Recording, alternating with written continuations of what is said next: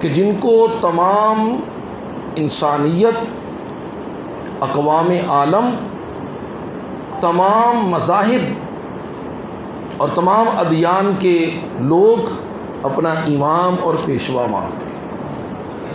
حضرت سیدنا ابراہیم علیہ السلام کی ذات اطہر پر تمام لوگ متفق ہیں، یہاں تک کہ مشرکین مکہ بھی اپنے آپ کو حضرت سیدنا ابراہیم علیہ السلام کی ملت گردانتے تھے، اور ان کے اس قول کو، ان کی اس بات کو قرآن مجید میں انہی پر دلیل بھی بنایا گیا کہ جب تم کہتے ہو کہ ہم حضرت ابراہیم کی ملت پر ہیں اور حضرت ابراہیم کے دین پر ہیں، تو جناب رسالت مآب صلی اللہ علیہ وسلم اسی دین کی بات کرتے ہیں جس دین کی بات ابراہیم علیہ السلام کرتے تھے، اور خود جناب رسالت مآب صلی اللہ علیہ وسلم نے ان کے اس قول کو اس طرح دلیل بنایا، فرمایا مشرکین مکہ تم اپنے آپ کو ملت ابراہیمی پر گردانتے ہو، تو بھلا مجھ سے زیادہ حضرت ابراہیم علیہ السلام کی ملت کا حقدار کون ہو سکتا ہے؟ اس لیے کہ اسلام میں جتنے بھی مناسک حج ہیں وہ سارے ابراہیم علیہ السلام کی طریق پر ہیں، لہٰذا ابراہیم علیہ السلام کے متعلق قرآن مجید میں یہ بڑی صراحت کے ساتھ بات موجود ہے۔ سورہ بقرہ کی آیت نمبر 124 میں اللہ تبارک و تعالیٰ ارشاد فرماتے ہیں وَإِذِ ابْتَلَىٰ إِبْرَاهِيمَ رَبُّهُ بِكَلِمَاتٍ، اور ابراہیم علیہ السلام کے رب نے ابراہیم علیہ السلام کو بہت سی باتوں میں آزمایا، آزمائشوں میں مبتلا کیا،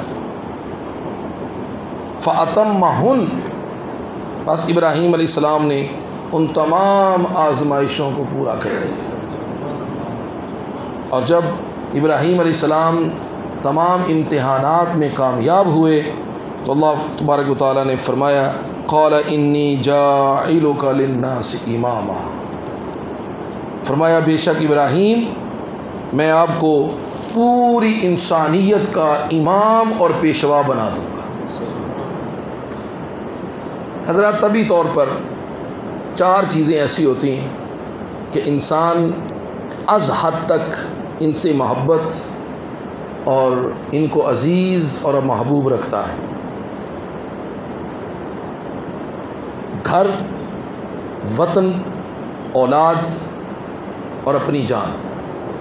ہر شخص کو اپنا وطن بڑا عزیز ہوتا ہے، لیکن ابراہیم علیہ السلام پر اتنی کڑی آزمائش آئی کہ آپ کو اپنا آبائی وطن اللہ کی محبت اور اس کی رضا کے لیے چھوڑنا پڑا، یہاں تک کہ اپنا گھر، انسان دنیا کے کسی بھی خطہ میں چلا جائے جو سکون، راحت وہ اپنے گھر میں محسوس کرتا ہے، کہیں اور وہ سکون اور راحت اسے میسر نہیں آتی۔ کہا جاتا ہے جی گھر تو چڑیوں کو بھی اور جانوروں کو بھی محبوب اور پیارے ہوتے ہیں، انسان تو اشرف المخلوق ہے، اور ابراہیم علیہ السلام نے اللہ کی رضا کے لیے اپنا گھر بار بھی چھوڑا۔ اور پھر اولاد ایک ایسی چیز ہوتی ہے کہ انسان دنیا کی ہر نعمت اولاد پر قربان کر دیتا ہے۔ بخدا ایک شخص جس کا نام باپ لوگوں نے رکھا ہے، جسے والد کہا جاتا ہے، باپ کہا جاتا ہے، جتنا وہ نعمتوں کو بے دریغ اپنی اولاد پر خرچ کرتا ہے دنیا میں کسی میں اتنا حوصلہ نہیں، مرد ہو یا عورت، کسی میں اتنا حوصلہ نہیں ہے جتنا حوصلہ باپ کے اندر اپنی اولاد پر خرچ کرنے کا ہوتا ہے۔ لیکن ابراہیم علیہ السلام کو وہ اولاد جو انسان ہر چیز سے زیادہ محبوب رکھتا ہے، کس طرح انوکھے انداز میں اس سے پہلے نہ اس کے بعد دنیا ورقہ حیرت میں گم ہے اور عجیب داستاں ہے۔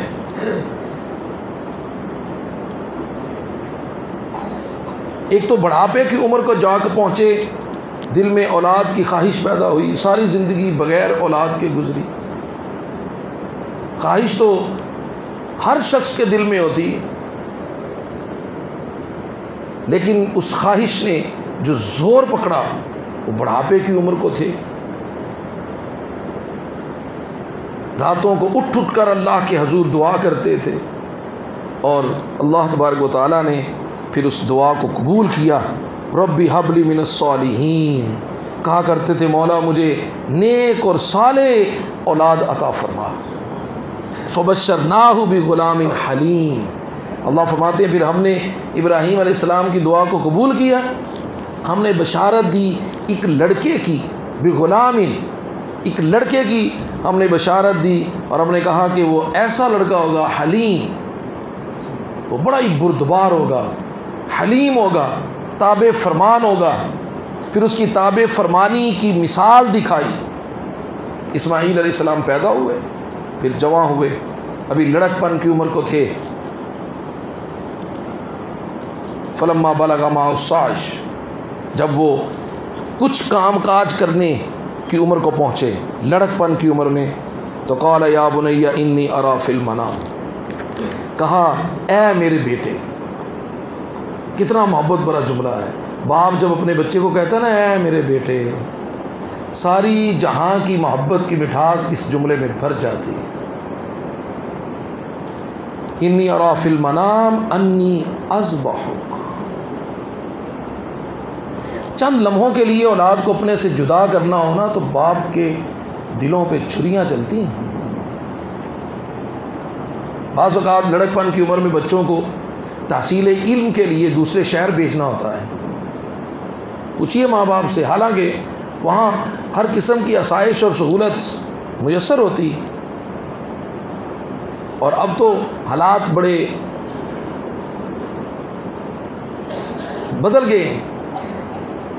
آپ جب چاہیں اپنے بچے سے رابطے میں اور اس سے اس کا حال احوال پوچھ سکتے ہیں، باوجود اس کے والدین کے دل میں جو اولاد کی محبت ہوتی ہے اس کی دنیا میں کوئی مثال ہے ہی نہیں۔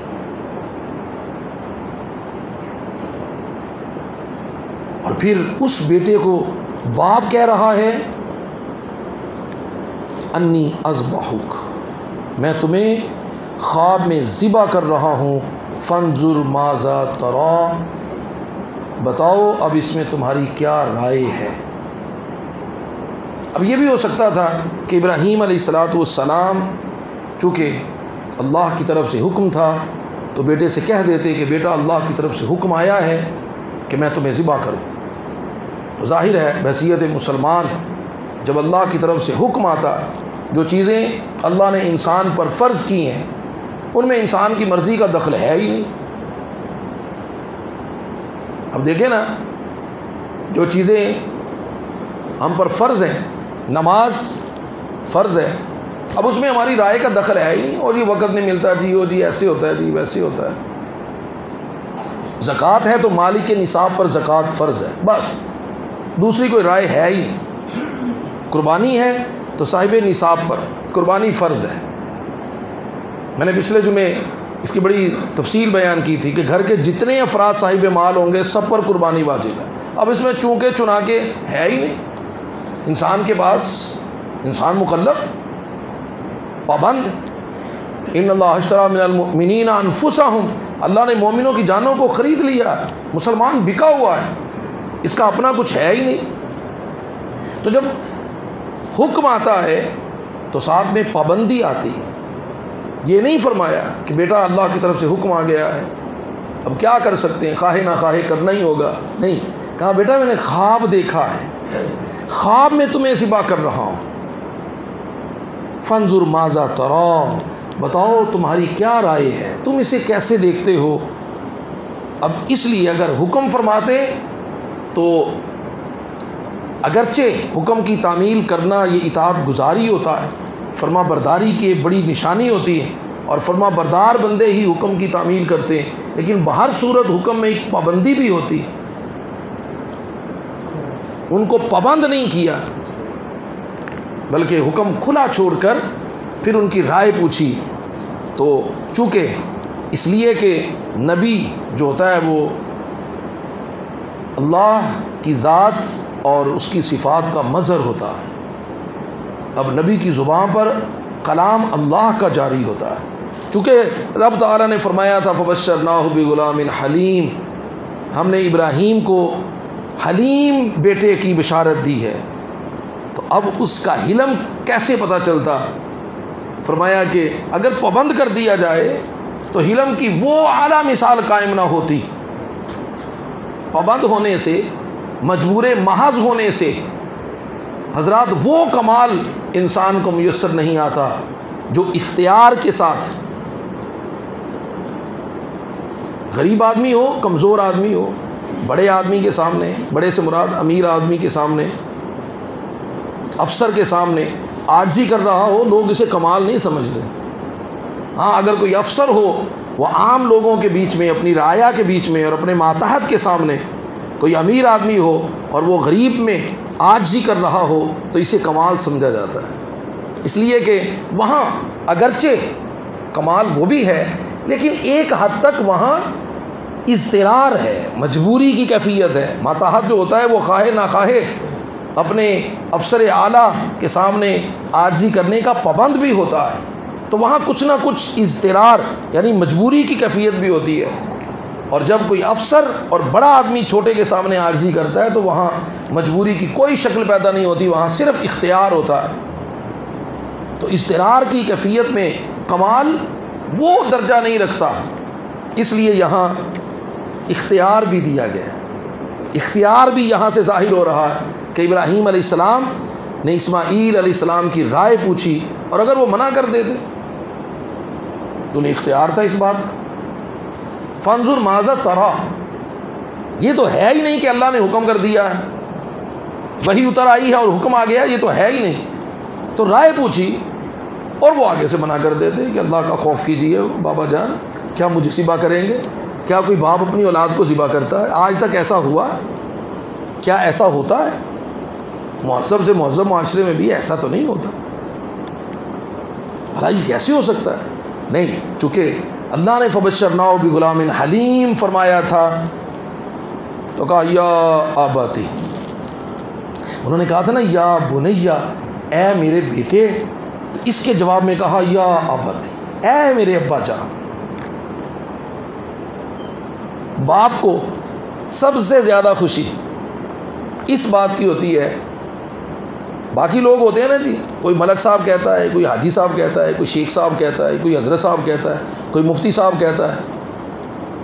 اور اگر بیٹا بھی حضرت صاحب کہنا شروع کر دے، بیٹا بھی ملک صاحب یا حاجی صاحب کہنا شروع کر دے، یا بیٹا بھی مفتی صاحب کہنا شروع کر دے، تو پوچھئے مفتی صاحب سے، ساری دنیا مفتی صاحب کہتی ہے تو دل کو کچھ نہیں ہوتا، لیکن جب بیٹا کہتا ہے نا مفتی صاحب تو دل کو رنج ہوتا ہے. اس لیے کہ باپ کے لیے سب سے زیادہ خوشی کی بات یہ ہوتی ہے کہ وہ اسے ابا جان کہے. اور مفتی تو سب کے لیے ہے، حاجی تو سارے ہی بولتے ہیں، اپنے بھی، بیگانے بھی، خاص بھی، عوام بھی، لیکن باپ کے لیے سب سے بڑی راحت یہ ہوتی ہے کہ بیٹا اسے باپ کہہ کے پکارے. ابراہیم علیہ السلام کے جواب میں کہا یا اباتی، اے میرے ابا جان، افعل ما تؤمر، آپ وہ کریں جو آپ کو حکم ہے، اس لیے کہ آپ اللہ کے نبی ہیں اور حکم پر مامور ہیں. ستجدنی انشاءاللہ من الصابرین، اور اللہ نے چاہا تو میں صبر کرنے والا ہوں گا، آپ مجھے صبر کرنے والا پائیں گے. فلما اسلما، پس جب ان دونوں نے سر جھکا دیے، اسلام کا معنی سر جھکانا ہے، گردن خم کرنا. اسلما، جب وہ دونوں راضی ہو گئے. حضرات مسلمان کسے کہتے ہیں؟ مسلمان کہتے ہیں جو اللہ اور رسول پر راضی ہو جاتا ہے، اس کی اطاعت پر راضی، اوامر نہی پر راضی، جن کاموں کا حکم دیا گیا وہ اس پہ راضی، جن سے روک دیا وہ اس سے راضی. زندگی بھی اپنی مرضی کی ہو اور ہو بھی مسلمان، یہ دو چیزیں جیسے دو تلواریں ایک نیام میں نہیں آتی نا، یہ بھی دو ایسی ضدیں ہیں جو ایک جگہ میں جمع نہیں ہوتی. صوفیاء کہتے ہیں شیطان کی محبت اور اللہ کی محبت، نیکی کی محبت اور گناہ کی محبت ایک دل میں جمع نہیں ہوتی۔ پھر آپ اندازہ کر لیجئے کہ ہمارا شمار کہاں ہے۔ ہم ایک تلوار میں ایک نیام میں یہ دو تلواریں ڈالنا چاہتے ہیں، ہم ایک دل میں دو محبتیں جمع کرنا چاہتے ہیں، ہم مسلمان بھی ہونا چاہتے ہیں۔ اور پھر میں اس سے آگے کیا عرض کروں۔ حضرت رابعہ بصری علیہ رحمہ نے کہا تھا کہ میں نے زندگی میں اس سے عجیب بات نہیں دیکھی کہ کوئی اس کی محبت کا دعویٰ بھی کر رہا تھا اور پھر اس کی اطاعت سے بھی بھاگ رہا تھا۔ ہر شخص ہم میں سے زندگی اپنی مرضی کی چاہتا ہے، اور پھر چاہتا ہے کہ آخرت بھی اس کی مرضی کی ہو، اور پھر چاہتا ہے کہ رب اسے نیکوں کی طرح قبول کرے، ایسے قبول کرے جیسے اپنے صالحین بندوں کو قبول کرتا ہے۔ زندگی بدوں جیسی اور آخرت نیکوں جیسی، یہ دو تلواروں کو ایک نیام میں جمع کرنا، آگ اور پانی کو جمع کرنا ہے۔ فلما اسلما، پس وہ دونوں راضی ہو گئے۔ کس بات پر راضی ہو گئے؟ ایک ذبح کرنے پہ راضی ہو گیا، اور اس کا ذبح کرنے پہ راضی ہونا کوئی معمولی بات نہیں تھی۔ اول تا آخر دنیا میں کوئی شخص ایسا نہیں ہوگا جو اپنے ہاتھ سے اپنے بیٹے کو ذبح کرنے پہ راضی ہو جائے۔ ایسی مثال تھی، وہ ذبح کرنے پہ راضی ہو گیا، اور بیٹا تھا، دوسرا تھا کہ وہ ذبح ہونے پہ راضی ہو گیا۔ اور مختصر عرض کروں جی، تفاسیر میں آتا ہے کہ ابراہیم علیہ السلام نے وَتَلَّهُ لِلْجَبِينِ، اور قرآن کہتا ہے کہ انہیں پھر ابراہیم علیہ السلام نے پیشانی کے بل لٹا دی۔ بعض مفسرین کا کہنا ہے کہ اوندے منہ لٹایا، یہ پیشانی کو زمین پہ رکھا، اوندے منہ لٹایا۔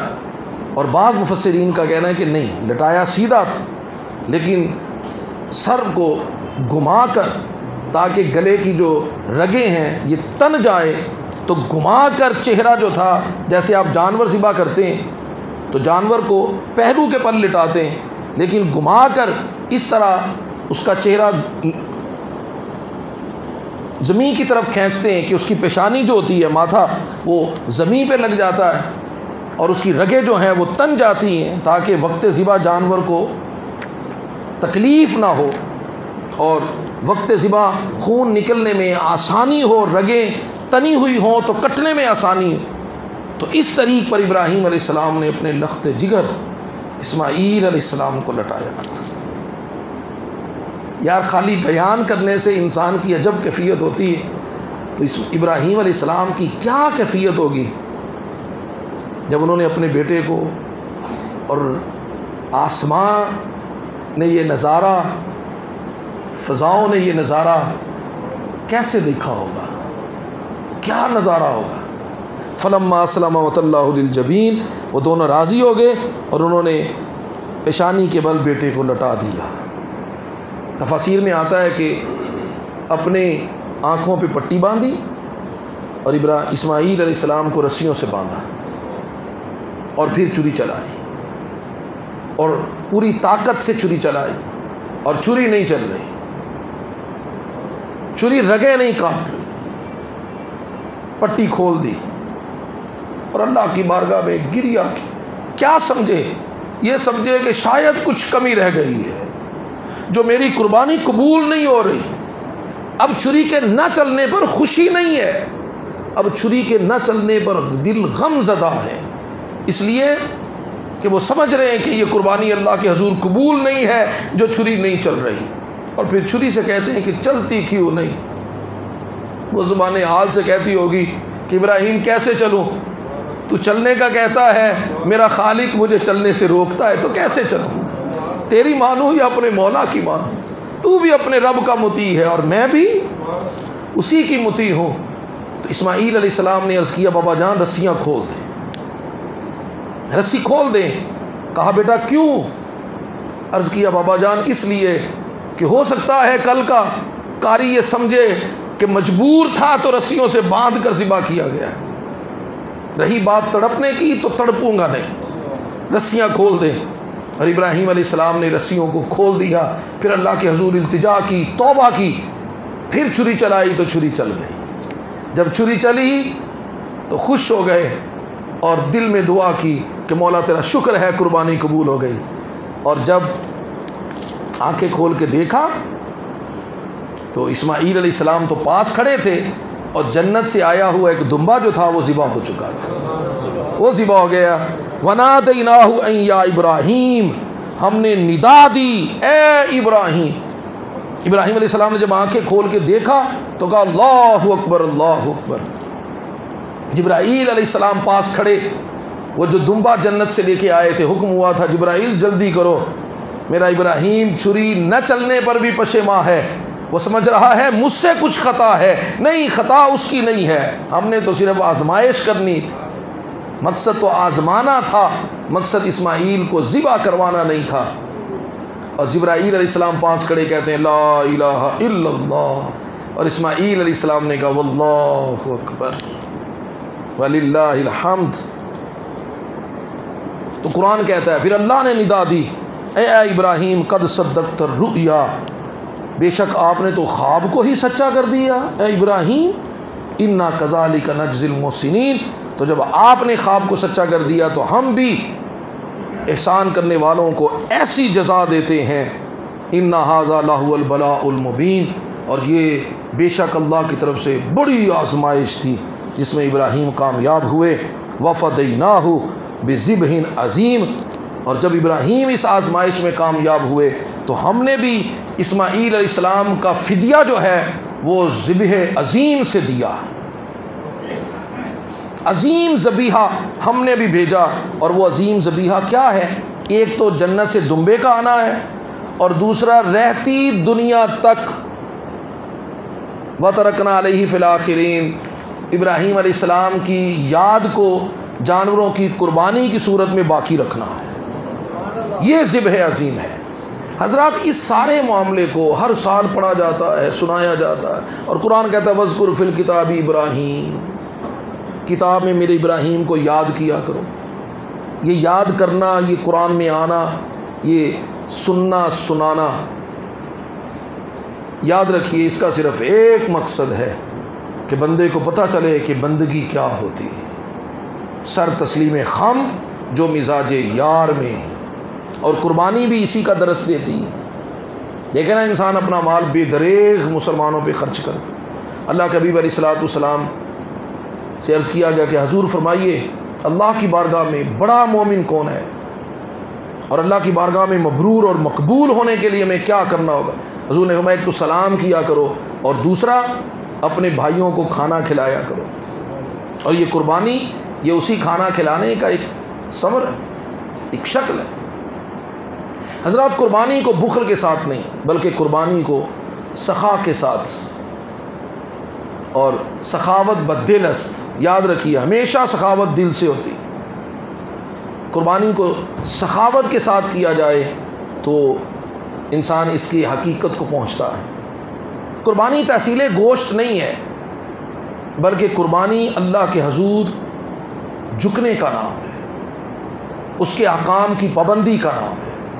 اور جس طرح انسان جانور قربان کرتا ہے نا، یہ بظاہر تو جانور کے گلے پہ چھری چل رہی ہوتی ہے، لیکن حقیقت میں وہ اپنی نفسانی خواہشات پہ چھری چلاتا ہے۔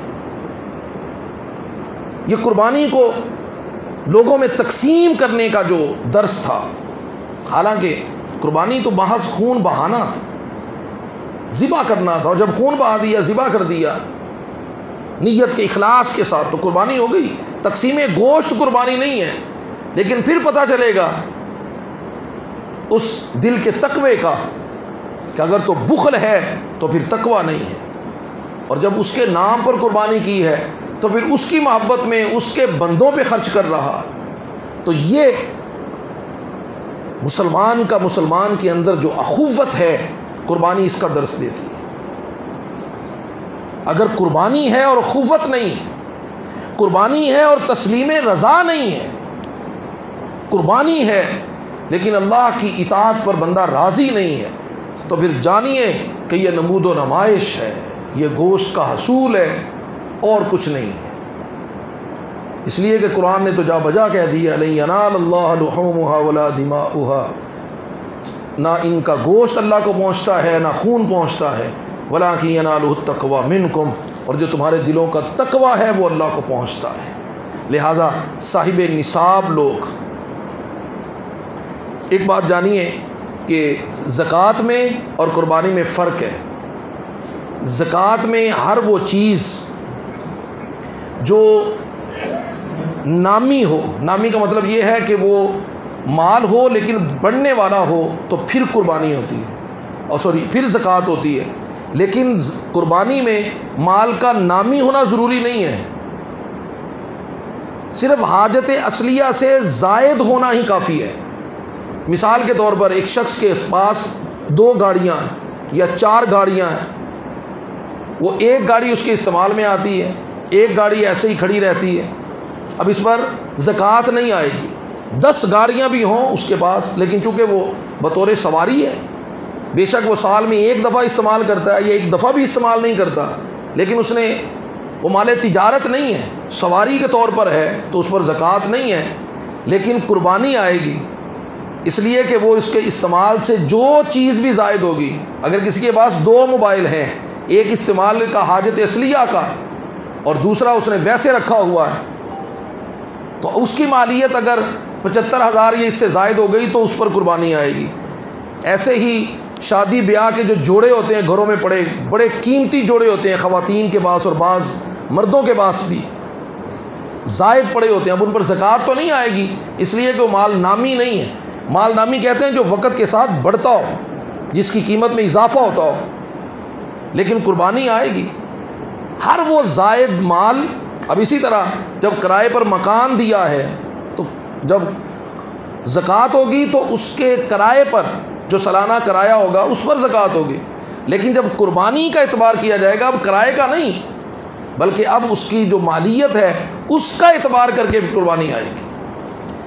لہٰذا صاحب مال لوگ جو ہیں وہ بخل نہ کریں، بلکہ جو پچھلے جمعہ میں نے تفصیل عرض کی تھی، ہر آدمی اپنا اپنا حساب کرے، گھر کے جتنے افراد 75,000 یا اس سے زائد مال رکھتے ہیں یا کوئی بھی اضافی چیز حاجت اصلیہ سے علاوہ جو ضرورت کی ہیں ان سے علاوہ اگر کوئی بھی شخص اتنی مالیت کی کوئی چیز رکھتا ہے تو اس پر زکوٰۃ فرض ہے۔